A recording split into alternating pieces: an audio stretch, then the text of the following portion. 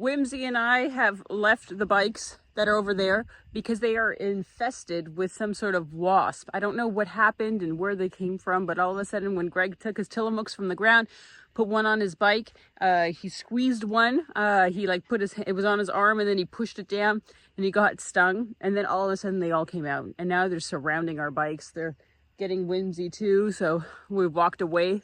She's still getting a little bit of an issue, but I don't know, we're just gonna have to wait it out a little bit.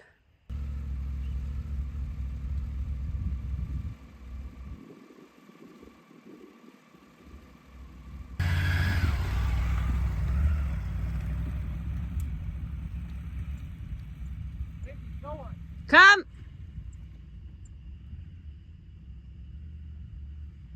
Success in extricating ourselves from the wasp-loaded prison that our campsite ended up becoming this morning. And we're no worse for the wear. Jess's bike is just a little bit taller than mine because I have a progressively lowered Touratech shock. Thank you to Touratech. Which subtly gives me like 20 millimeters of reduced height that really you can't tell I have, and yet I appreciate enormously. Jess does not have that because in Amazonian fashion, she is taller than me. Thus, it screws me when I am riding her bike and doing her a solid.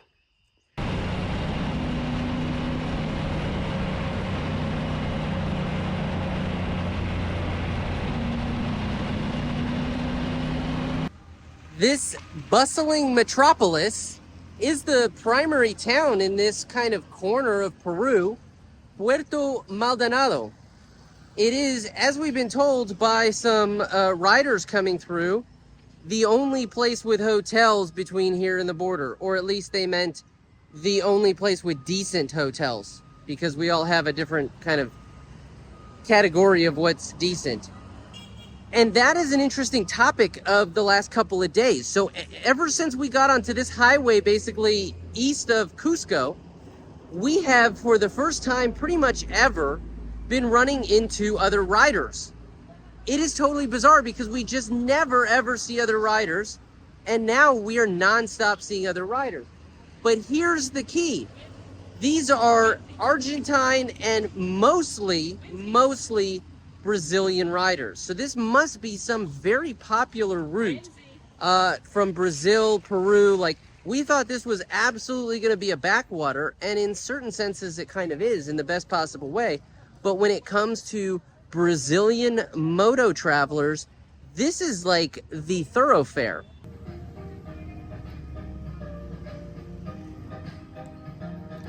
Whimsy has a terrible habit of like hiding under the table and using it as her cave so that she has protection when other dogs or people are coming by. And then she just like peeks out from under the table and starts barking, and then she gets excited and she stands up and like the whole table goes crazy. So we have now decided to block her entrance to under the tables, so she has to stay on the outside, and she can protect her area, but she's not allowed to be under the table.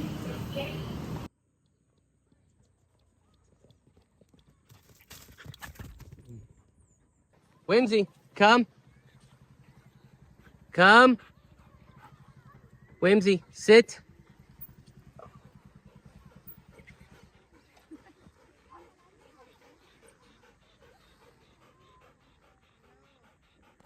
Settle up. Sit. Sit. Sit. Quick stop beside the river here in the town of Iberia, which is really just about half hour, 45 minutes from the border. And we thought that this would be good access to the river, and it is. It is fantastic access to the river.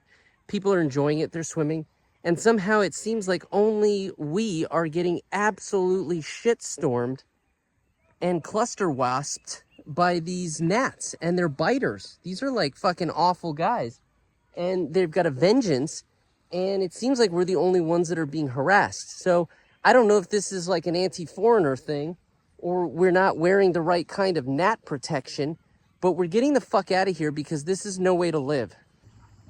So we're at our camping location for the night, and it is Hacienda Jamaica.